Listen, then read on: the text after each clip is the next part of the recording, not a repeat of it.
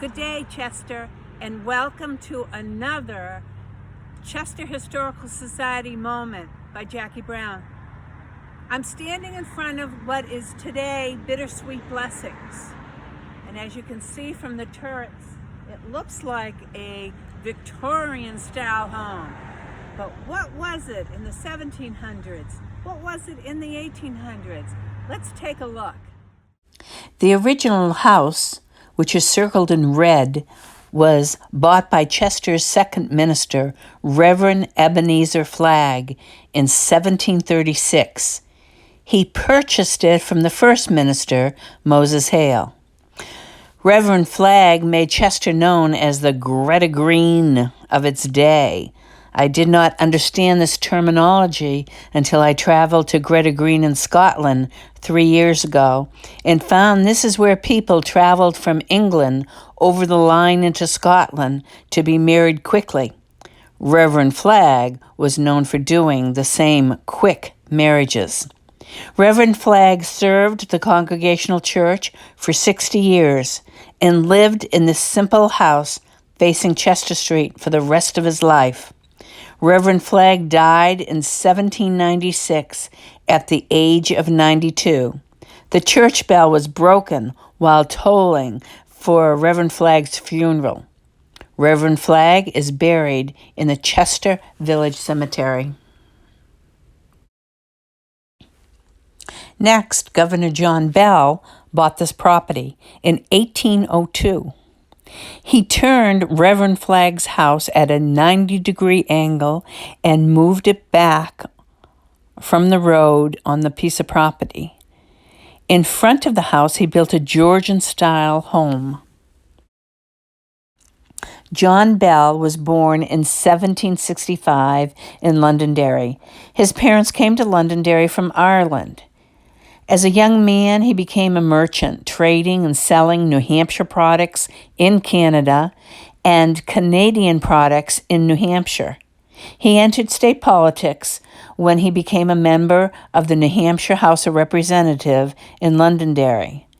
He later moved to Chester, and I assume because his brother Jonathan was already living here. Interestingly, it was his brother Jonathan who married Sarah Wingate Flagg, the granddaughter of the second minister, Ebenezer Flagg, that had lived previously in the L. He married Persis, the daughter of an East Derry tavern owner and postmaster, in 1803. They had 10 children. Only 2 of his children would survive to adulthood. Disease took the lives of the others. He was a member of the New Hampshire State Senate. He was a member of the Executive Council of New Hampshire and the Sheriff of Rockingham County. He also promoted state formal agricultural education and experimentation in farming and agriculture.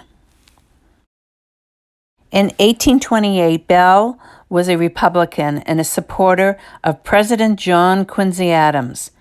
And the same year, he became the 12th governor of the state of New Hampshire. His brother, Samuel Bell, was the 8th governor of New Hampshire. His youngest son, Charles Henry Bell, was a senator and served as the 38th governor of New Hampshire. They sure liked keeping it in the family. John Bell's portrait hangs in the New Hampshire State House even today. John Bell died in Chester on March 22, 1836, and he's buried in the village cemetery in Chester with his youngest brother, Governor Samuel Bell, and John's wife. Not that many years ago, John Bell's front of his tombstone laid in the dirt. It was repaired by our wonderful cemetery trustees and placed back in its proper place on the mound. I heartily suggest a trip to the village cemetery and see the extensive cemetery plot of the Bell family, many which are very famous men. The next person to own the house was Dr. Arthur Emerson. Here is a great picture of him standing in front of his home after he added Victorian gingerbread look to it. The front porch and an elaborate entrance that gave it the Victorian appearance around the turn of the century in 1900. Dr. Emerson opened his medical practice in 1883 here.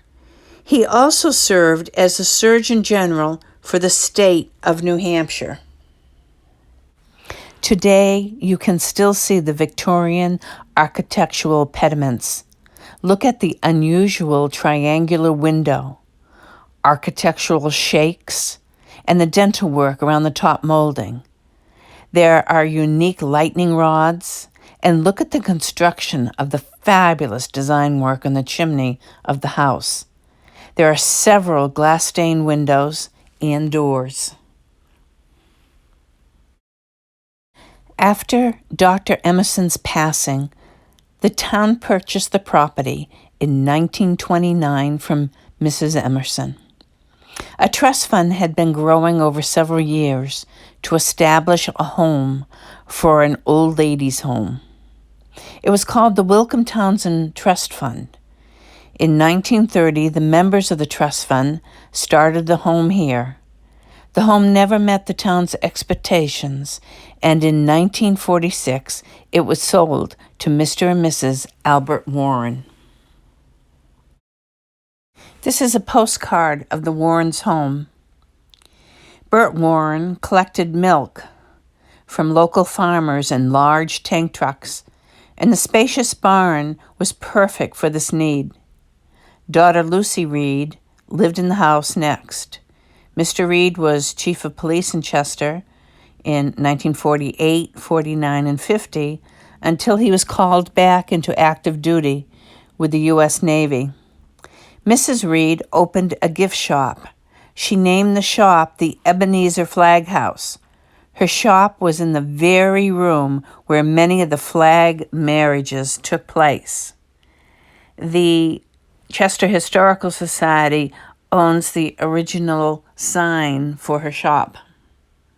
In 1926, power came all the way up Chester Street, and Mrs. Warren could boast having the first electric wash machine.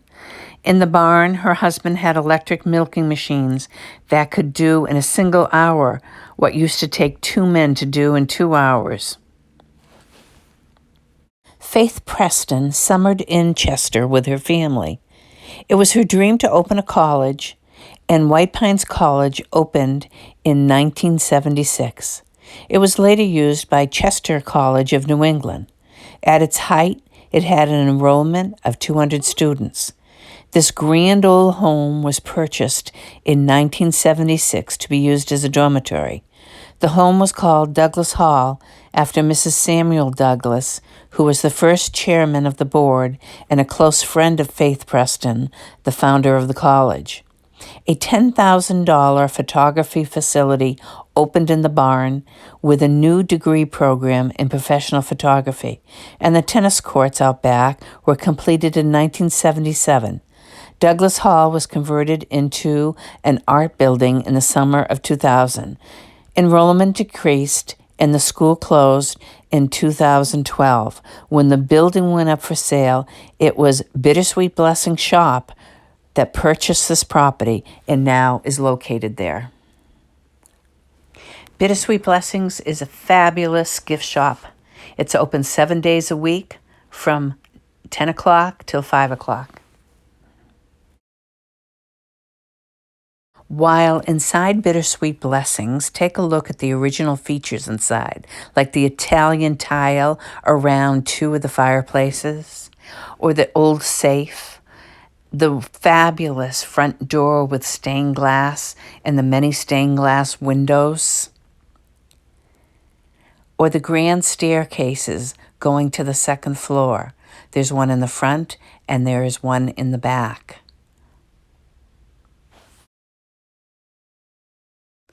As you walk through Bittersweet Blessings, remember the history that you're walking through. This home is 285 years old. Think of the fabulous history that was made here, and think of the twists and the turns the architecture took from the second minister in Chester, Reverend Ebenezer Flagg, to the 12th governor of the state of New Hampshire, John Bell, and the people that were treated inside the house by Dr. Emerson, and the students that slept inside these rooms at White Pine College.